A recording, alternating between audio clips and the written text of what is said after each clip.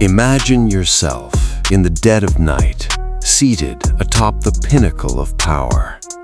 In your secret sanctuary, surrounded by elite generals commanding the vast arsenal of the axis of evil. Just as you ignite their fury, vowing to deliver a fatal blow to the Americans, the ceiling shatters.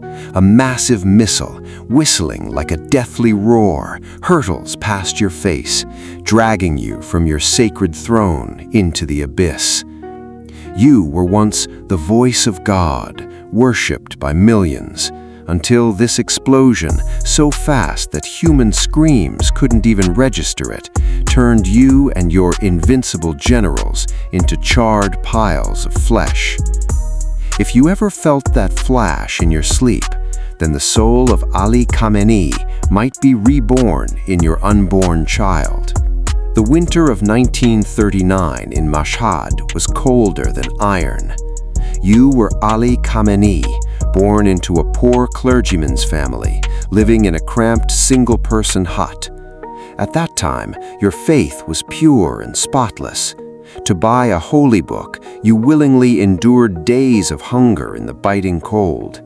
You firmly believed your life's mission was to protect the oppressed, those like your blind father who had never stood up against oppression. Despite poverty, your father devoutly led the local believers, patiently deciphering the Quran and praying for them. You loved theology and longed to use faith to overthrow the corrupt Pahlavi dynasty. Your eyes shone with sincere conviction. You believed God would grant you strength to lead your people to a better life. However, the edges of that holy book had long since eroded. You didn't realize that once faith is tainted by the corruption of power, it becomes a poison more corrosive than any other.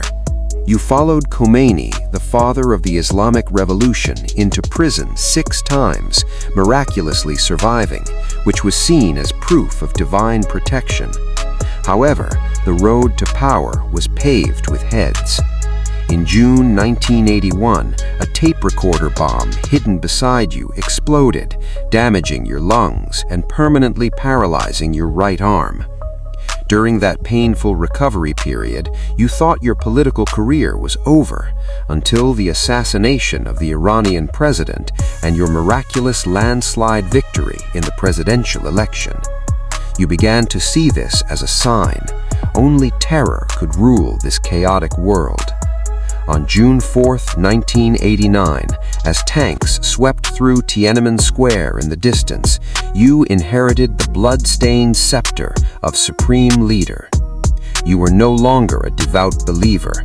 You became a god of vengeance, ordering your Revolutionary Guard to slaughter anyone who dared to oppose you, including women and children. Your withered right hand served as a constant reminder: mercy to the enemy is cruelty to oneself. You became the supreme leader, the ultimate nightmare of the Western world. While preaching frugality to your followers, you secretly built Setad, a private financial fortress that even the government could not touch. You controlled $95 billion in assets. From oil to real estate, every penny of Iran's wealth had to pass through your hands. You fund Hezbollah and Hamas, reveling in the thrill of being the mastermind behind anti-American forces. You form an axis of evil with Moscow, Beijing, and North Korea, portraying yourself as a hero against global imperialism. You even groom your son Mujtaba to succeed you, turning what was once the richest country in the Middle East into your family's private domain. For 40 years, you were the god of Iran, believing the US president to be nothing more than a paper tiger, fearing rising oil prices and hesitant to act. You trusted your allies in Moscow and Beijing to make you invulnerable, protecting your oil resources and allowing you to develop weapons and nuclear programs. Then, the variable your god forgot to tell you about appeared: Donald Trump. He didn't want to listen to your Quran, but only wanted to discuss the meaning of truth with the weapons at his disposal. He was completely unconcerned about the impact of rising global oil prices on his election. He encouraged Israel to launch a ruthless attack, causing your generals to die within hours of their inauguration, the Iranian currency to plummet more than 30-fold in 2 months, and even businessmen who had once loyally supported you to rise up and take to the streets demanding your resignation. You calmly ordered the continued slaughter, thinking that bloodshed would silence all your opponents as before. But this time, heaven remained silent.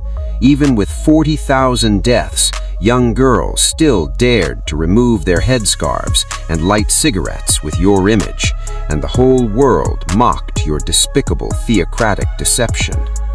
You arrogantly told the media, "Why should my family and I hide in bomb shelters?" while secretly plotting revenge with your generals. You fantasized that God would intervene again, and that your allies' weapons would make the American idiots regret the war. You survived 8 years of war with Iraq. You were fearless. Suddenly, everything collapsed, like the ceiling. The air was sucked out. In that brief instant, your soul knelt before Almighty God to be judged, while your son Mujtaba collapsed in the ruins, watching helplessly as the kingdom he inherited turned to ashes. Ali Khamenei's theocratic career came to an end. Do you think God would forgive him for reciting the scriptures? If you were God, would you reincarnate him as a corrupt abbot, hoarding gold and mistresses in a remote temple, forever trapped in the labyrinth of greed?